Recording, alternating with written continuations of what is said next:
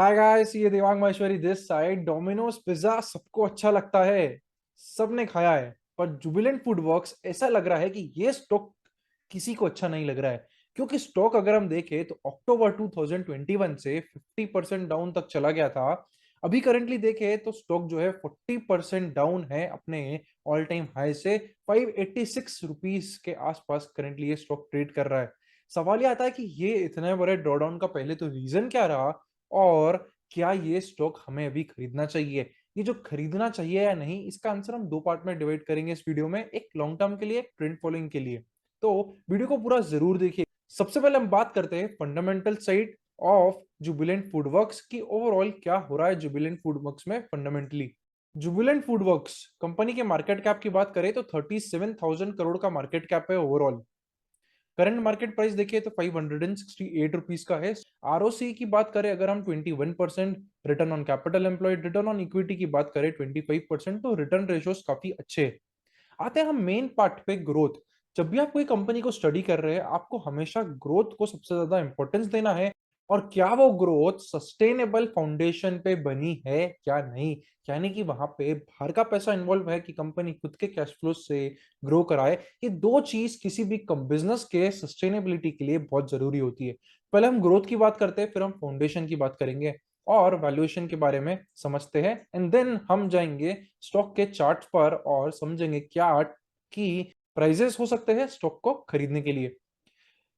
अगर हम recent quarter के रिजल्ट्स की बात करें तो कंपनी ने, यह है जून 2022 का रिजल्ट, 1255 करोड़ का सेल्स आया था। सेल्स ग्रोथ देखे तो 40% का सेल्स ग्रोथ था।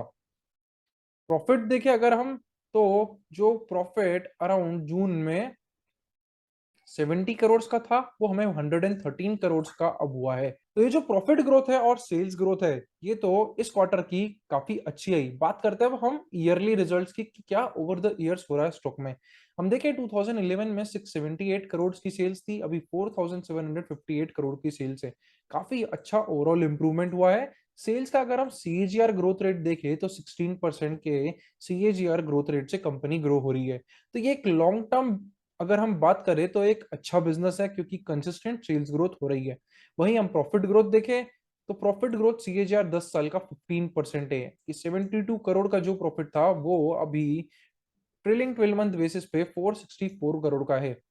तो एक सस्टेनेबल यहाँ पे दिखता है हमें कि लॉन्गर टर्म स्टोरी जो है वो सस्टेनेबल है। साथ ही में जो स्टॉक है, जो सेगमेंट है, वो एक कंजम्पशन एरिया है, और कंजम्पशन एरिया फ्यूचरिस्टिक होते ग्रोथ होती होती है। पर यहाँ पे दो चीज हमेशा ध्यान रखने की रहती है, एक है मार्जिन्स, क्योंकि हमेशा प्रॉफिट सेम परसेंटेज से ग्रो नहीं होगा। ये सीएजीआर ग्रोथ रेट है, आपको दिखेगा 5 ईयर्स में 44% है, 10 ईयर्स में सिर्फ 14% ही है। को यहाँ दिख रहा है जैसे कि 3 साल में सेल्स ग्रोथ बहुत धीरे है, 10 साल में बहुत ज्यादा है। तो यहाँ पे आपको एक हो गया, प्रॉफिटेबिलिटी को मेजर करने के लिए आपको मार्जिन पे ध्यान देना है, और दूसरा आपको ध्यान देना है कंपनी के फाउंडेशन पे। पहले फाउंडेशन की अगर हम बात करें तो वो है डेट इक्विटी रेशो। कंपनी की बात करें तो डेट इक्विटी रेशो 1.08 है। ये एक बहुत अच्छा डेट इक्विटी रेशो नहीं है, पर बहुत बेकार भी नहीं है, एक 1 के लेवल पर है, एवरेज है। अगर हम operating margin over the years किस तरीके से ग्रो हुआ वो हम देखें तो अराउंड 2011 में 18% था। उसके बाद यहाँ से थोड़ा डिक्लाइन ही हमको कंटिन्यूस दिखा 2017 तक।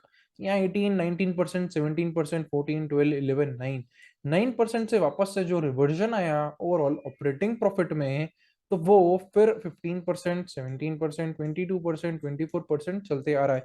पर अभी जो ऑपरेटिंग मार्जिन दिख रहे हैं वो 25% पे दिख रहे हैं, जो कि अभी तक के सबसे ज्यादा है। इसलिए यहाँ पे एक चीज ये भी आती है कि क्योंकि मार्जिन अभी तक के सबसे ज्यादा है, तो यहाँ मीन रिवर्जन का ओवरऑल चीज हो सकती है कि ये जो ऑपरेटिंग मार्जिन है ये वापस से क्रिस्टलाइज हो, और जो हमने 17%, 18% देखे हैं मेजोरिटी ऑफ द पीरियड में, हमको वापस से वो मार्जिन थोड़े टाइम में दिखने को मिले। तो ये ऐसा जरूरी नहीं हो, बट आपको ये वॉच रखना है रिजल्ट्स में कि जो रिजल्ट्स आ रहे हैं अब उनमें मार्जिन किस तरीके से फ्लो आउट हो रहे। यूजुअली ऐसा ही होता है कंपनीज में, कंपनी अच्छे सेगमेंट में होती है पर मार्जिन है वो उनका एक अच्छा एरिया होता है एक्सपांशन का।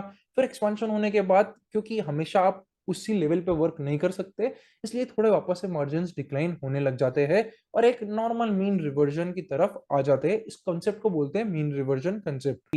अब बात करते हैं टेक्निकल पॉइंट ऑफ व्यू से कि क्या वहां पे चीजें हो रही है। ये है जुबिलेंट फूडवर्क्स का लॉन्गर टर्म चार्ट।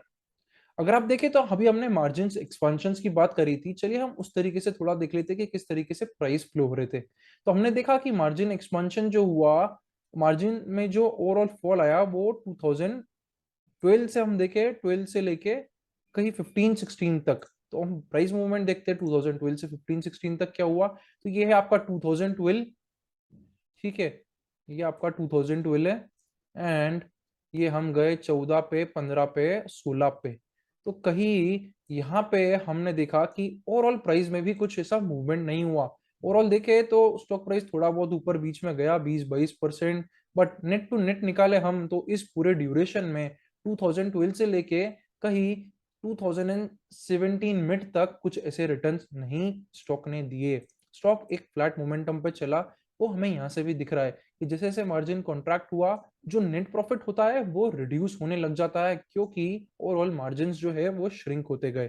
फिर 9% यहाँ पे मार्जिन ने बॉटम मारा इन साल के बीच में, और वहां से फिर अगर हम वहां से वापस चार्ट को देखें तो एक वापस से नई जर्नी चालू हो गई स्टॉक की।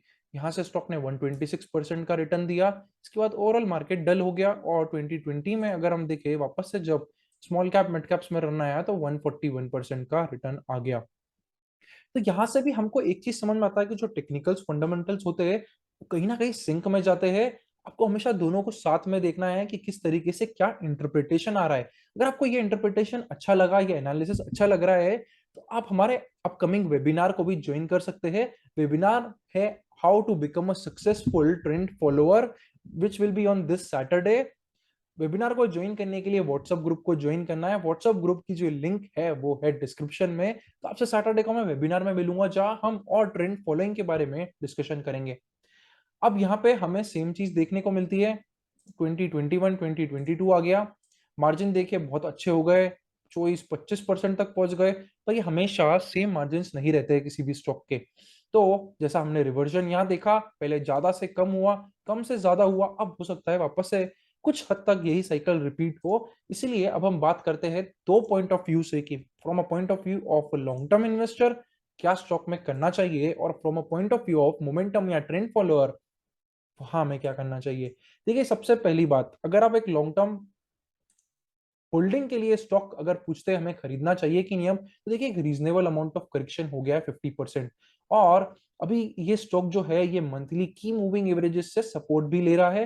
तो अच्छे चांस है कि यहाँ पे शायद एक बॉटम बन जाए फॉर द पीरियड। अब बॉटम बनने का मतलब ये नहीं होता कि स्टॉक यहाँ से ही ऐसे मूव हो जाएगा। हो सकता है यहाँ स्टॉक बॉटम आउट हो जाए, थोड़ा और कंसोलिडेट करे, फिर कहीं अपनी जर्नी कुछ आने वाले महीने, 4 महीने, 5 महीने में कहीं चालू करे। बट एज अ प्राइस हम लॉन्ग टर्म विजन की बात करें 5 साल 8 साल के लिए, तो ये एक अच्छा की पॉइंट हो सकता है स्टॉक को खरीदने के लिए। क्योंकि हम पास में भी देखेंगे तो ये stock particularly in moving averages से rebound maximum amount of time मार जाता है।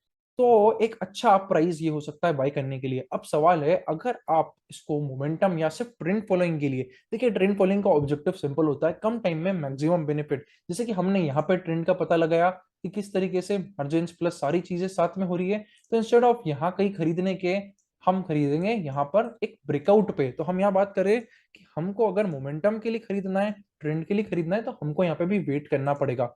वेट करना पड़ेगा कि ये जो ट्रेंड है ये रिवर्स हो, कहीं हमें ये ट्रेंड लाइन का यूज करना होगा। तो जब भी स्टॉक आपको दिखे यहाँ से ऊपर मूव कर रहा है, एक अच्छा ब्रेकआउट दे रहा है, तब यहाँ से आप एक आगे अच्छी जर्नी सोच सकते हैं। हो सकता है 2 महीने में हो जाए, हो सकता है 4 महीने हो जाए, हो सकता है स्टॉक थोड़ा और यहाँ पे कंसोलिडेट करे और फिर आगे जाके कभी क्लोज देता है, तब आप ये स्टॉक को ले सकते हैं। एक तेजी उसमें फिर उसके बाद आ सकती है। कौन से प्राइस पे होगा एग्जैक्टली मुझे नहीं पता, क्योंकि यही ट्रेंड की बात होती है। जब वो रिवर्स होगा जिस मंथ जिस वीक में, उसी टाइम आपको पता पड़ेगा कि वो एक्चुअली रिवर्स हो रहा है। ट्रेंड फॉलोइंग के फाउंडेशन रूल होते हैं ये। और ऐसे रूल्स के लिए वेबिनार को ज्वाइन करिए। तो ये है जुबिलेंट फूडवर्क्स का कंप्लीट एनालिसिस। एनालिसिस अच्छा लगा हो तो चैनल को सब्सक्राइब करना मत भूलिएगा। साथ में कमेंट में बताइए कौन से अगले स्टॉक पे आपको एनालिसिस चाहिए। मिलते हैं फिर से अगले वीडियो में। Thank you for watching. C A Devang Maheshwari.